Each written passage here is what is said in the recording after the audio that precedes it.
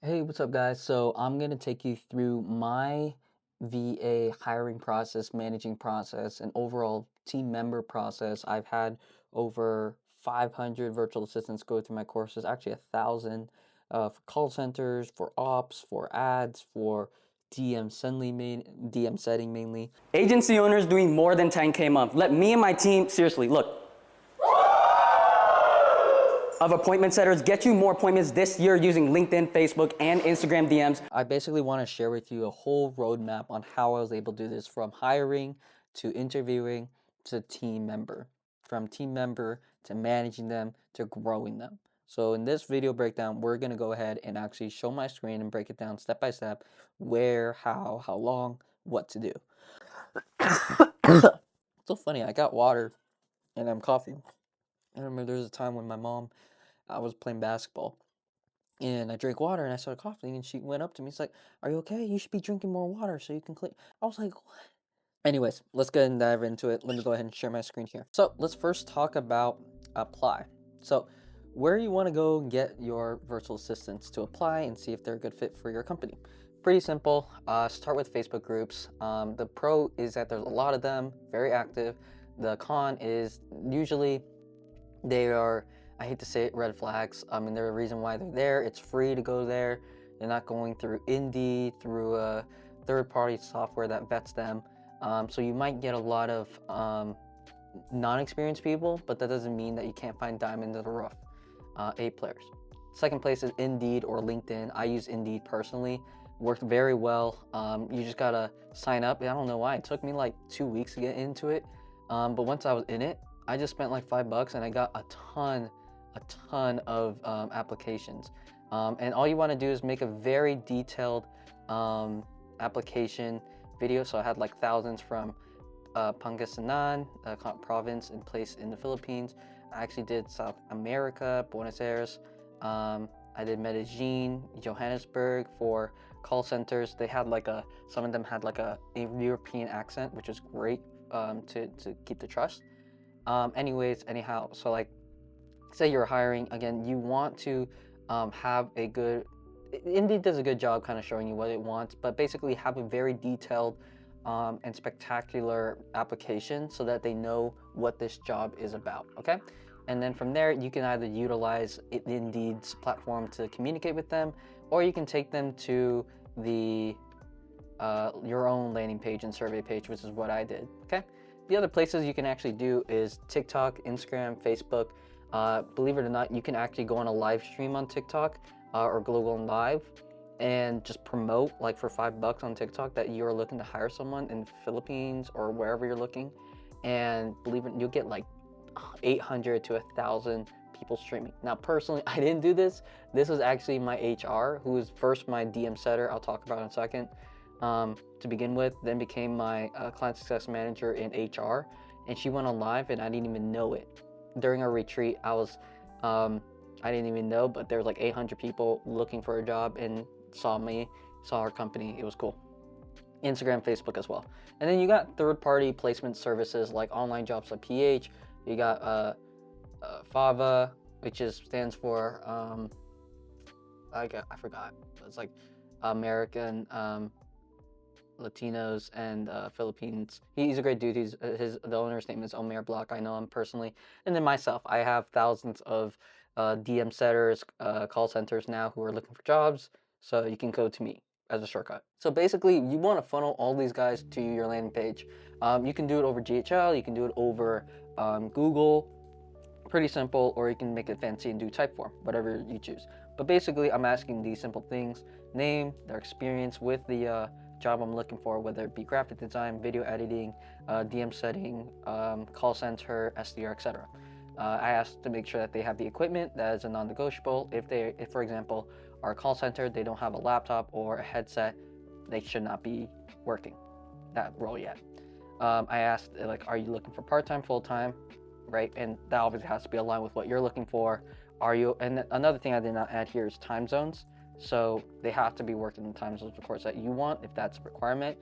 Short answer. So basically, you want to ask them, hey, in your own words, in 3 to 5 sentences, explain why you believe you should, out of 50, 100 people, why you believe this is the right fit for you and for the company.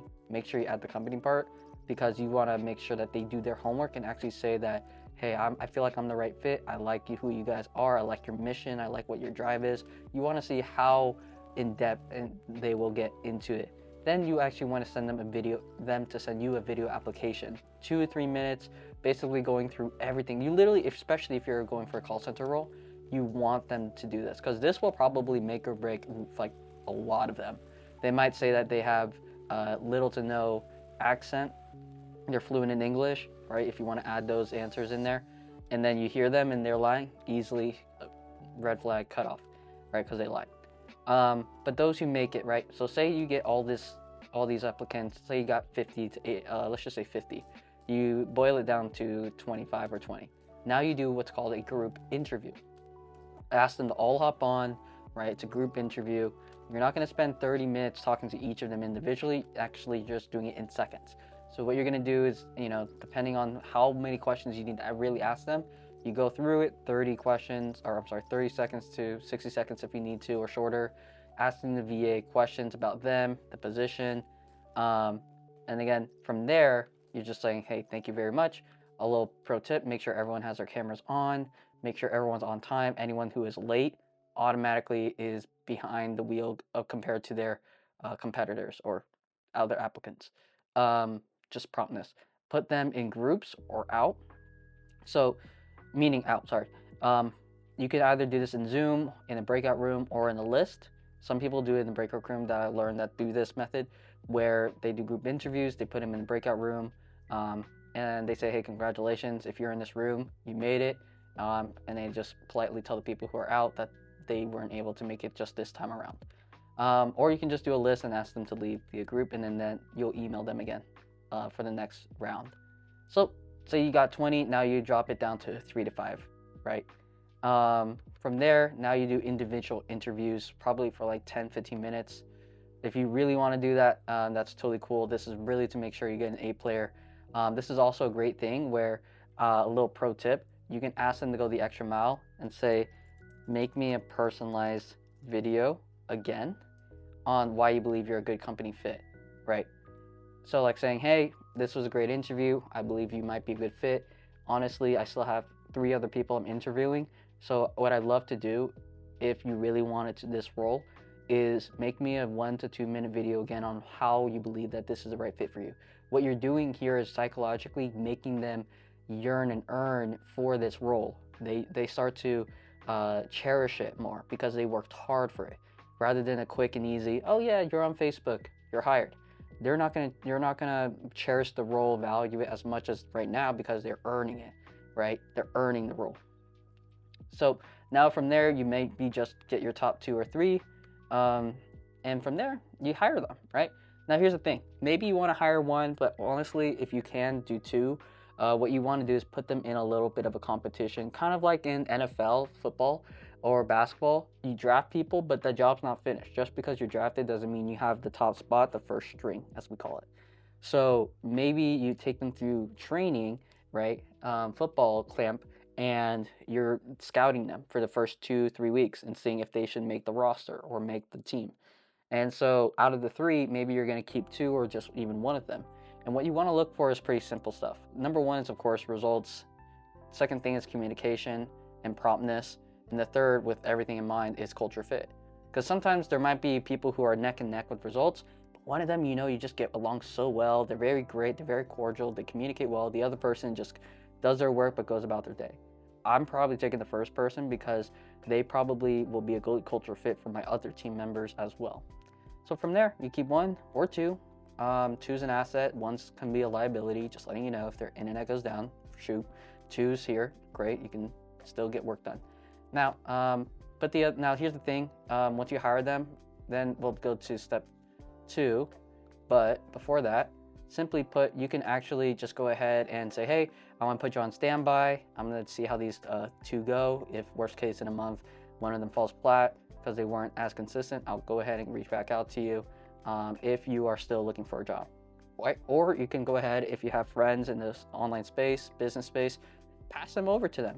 Just because they didn't make the cut doesn't mean that they're not good for another business. So definitely refer them. And honestly, it's okay to charge 300, 500, 1,000 as a placement fee one time. And the reason why is because you did all this effort, right? You might have spent money on Indeed. You might have gone and take a lot of time to interview people.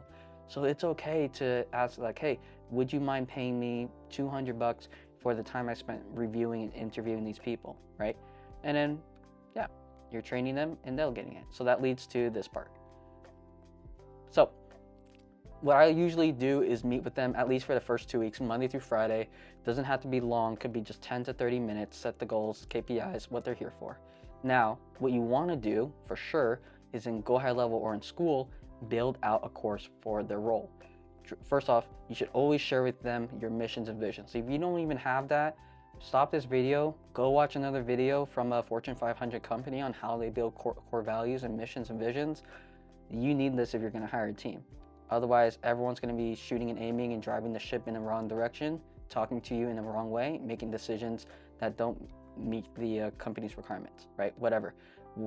Go and make your core values and vision and then come back here. Now, the second thing in the video in the course is create a video on why their role is important. A lot of people, they want to be treated right, that they have some sort of importance to the mission that you guys obviously are on. So share that with them in a 2-minute video, 5-minute video. From there, share like what they need to succeed, whether it's being prompt, just give them that motivation to understand the mindset of their role, whether it's practicing their English on a daily basis, reviewing the scripts at their call center, communication, having Slack on hand, which we'll talk about in a second with communication. And then of course, give them the SOPs for the practical tasks that they're running, okay? Then from there, I have some tips for you. So again, have that communication open with them. What I do is I go through Slack and they can reach out to me anytime they need me during the day, right? It's very convenient, right? So that I can help them and walk their hand. Now, part of the first 2 weeks, 3 weeks is falling flat, right? It's gonna happen. They're gonna make mistakes. The worst thing you can do is blame them first instead of holding yourself accountable. Instead, what you want to do is outwardly say, hey, that's my fault. I didn't train you well, right? If they made a simple mistake, here's what we do if this happens again. Build something out for them, show them the right SOP, and now you hold them 100% accountable to actually not making that same mistake because you just taught them again. If they make that mistake, now it's like, okay, I just taught you this last week. How come we're still making this mistake? What did you do here again? Right now it's on them because you held your ownership. Now it's time to hold them accountable. From there, it's just tracking KPIs, whatever it is. For example, if it's DMs, it's messages sent, bookings shown, etc. And just on a weekly basis, review the numbers. And in terms of internal team members and growth, my bad, my camera died. Okay, so going back here, now it's about internally helping them as a team member, keeping them active, keeping them motivated internally. A lot of people, what they do is just keep them stagnant. And again, people in their jobs can be stagnant and so can their performance. So keep them on their toes. So what you can do externally is give them motivation through bonuses and performance goals. Keep them challenged. Maybe it's trying to achieve 30 booked appointments in 1 week, right? Maybe perhaps it's booking in a certain amount of leads for your clients if they're a call center for your clients, right? The other thing is you have 2-3 people, you can do a competition. Some fun culture stuff that I've done, for example, in other businesses is like, the person who wins gets this not only monetary prize, but they get the crown on their Slack emoji, on their Slack name. So they're the king of the hill for the VAs of call centers or DMing. And the person who performs the lowest, also give them a punishment, has the tiara and they're the little princess who can't get their work done. So little stuff like that to tease them, it's always fun. And then you just do simple quarterly reviews, one-on-ones, ask for feedback, and check on them. What's their happiness level? What's their vision for themselves for the next 6 years? Is it aligned with them and what you're doing? Is it going to be something different? And I'll tell you a story that I've had it where people who perform super well, their goal is not to be with me for longer than a year. And I'm like, that's totally cool. I appreciate that. Some of them want to start their own business and learn how to do it through my own business. And I'm like, you know what? That's great. Let me actually teach you what I'm doing. That way, in a year from now, you can actually go out and make your own business. And the reason why I love that is because these guys are A players. I'll take care of them. I'm not hoping, it'd be cool if they decided to stay, but at least in the time being, they are aligned with, what they want and what I want. It's alignment, right? So have that internal talk, because while these are external motivators, right, and fun and holding each other accountable in the culture in the company, this is internal, where it's making them want to work hard for you because they're getting something out of it. Then we just have growing the members. Now this is like an extra fun thing I do culturally. I say, hey, I got some book recommendations that are going to help you grow as a member, especially in your role, whether you're a DM setter, whether you are a call center virtual assistant. I have some books I'm going to recommend to them, or I just have some books in general that are great for humans, whether it's about self-improvement, gym and fitness, perhaps it's about sleep, right? And these virtual assistants, especially if they're from the Philippines, they're working overnight. So I want to teach them how they can take care of their sleep and not get tired, and that helps in performance. Promote them. So again, I have this great gal, her name's Angeli, and a lot of other virtual assistants who've been with me and are with me. But this gal, and she went through, I found her through Facebook, and in 2022, now it's 2025, and she went from just a normal virtual assistant with me to becoming a client success manager and a human resource. So when I was talking about going on TikTok, she was the one who actually did it. And she got me probably 20 extra virtual assistants that are A players that I've offboarded. Some of them went to another agency, some people that stayed with me and I kept while we were leaning down. But man, she is an A player, and I promoted her, obviously gave her a raise and bonuses and some gifts. And these are some things that you can do. It's like put them as a manager or a coach under call centers. I have a guy, his name is, I don't think he would mind. His name is Jonas Mora, great guy in car detailing. I think it is, or maybe roofing. But basically Jonas was, he had like 5 call center VAs, and one of them stood out. I don't know what his name, let's just call him Bob. Bob stood out, but he was late to meetings, but he was good on performance. But Jonas realized it was kind of hurting the company culture because everyone saw him not being there, showing up, but obviously getting results. And so Jonas went to me and came and asked, like, hey, should I let go of this person because he's hurting the culture? People want to be lazy like him, but he's working hard, so I don't know. I said, hey, he might just be stagnant with just being call center VA. What if you actually presented the idea of him becoming a manager of your call center team? He did that in about a week. He was promoted to manager, and guess what? Not only was he happy, but the entire team was performing well, and Jonas saved his time because now he's got a call center VA manager who's helping people perform almost as good as he was. So sometimes people don't want to be stagnant. Sometimes they really want to see them rise to the rankings. And I noticed Angelique, she deserved it in my company. So with that all said, you see their potential, right? It shows the other team members, hey, we're not just stuck as call centers. We can actually go to Bob's level and become a coach as well at some point. And at the end of the day, give them gifts. You can go on great websites if they're in the Philippines where Amazon might not reach their local province. You can go on apps, search up their local province, give them gifts, And this goes without saying, guys, but I will say this out loud. You guys are jerks. Seriously, I'm going to say this harshly. You guys are jerks if you're not paying them on time. If you promise to pay them bi-weekly a certain amount, do that. If you have issues with it because payroll, whatever, communicate with them. Guys, they are taking care of their families, their brothers, their sisters, their sons, their daughters, putting food on the table for families, keeping a roof over their head. And it is not okay, it's not funny when you have them staying up at night, especially from the Philippines, and you're not paying them.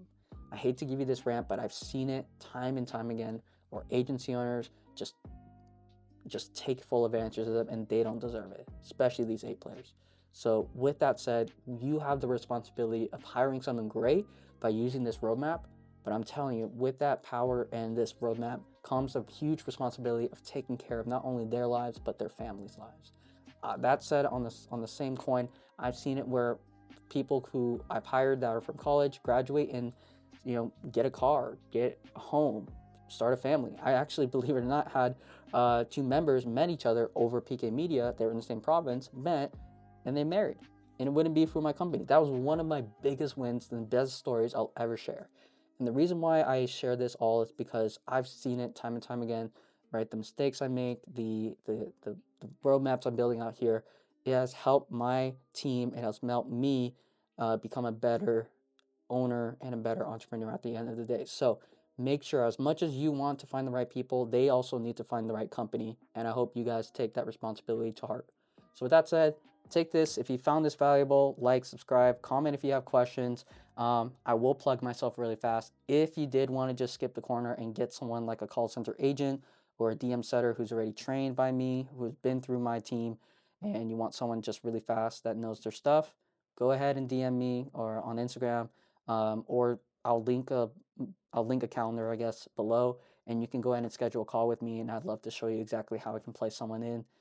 I do charge 500 one-time placement right now, but it comes with insurance. So if they fall flat or God forbid something happens to them, but they can't work, I'll get you someone new. That's the end of my pitch.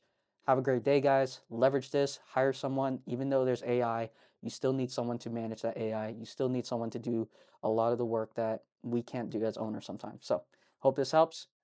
More videos coming out soon. Peace.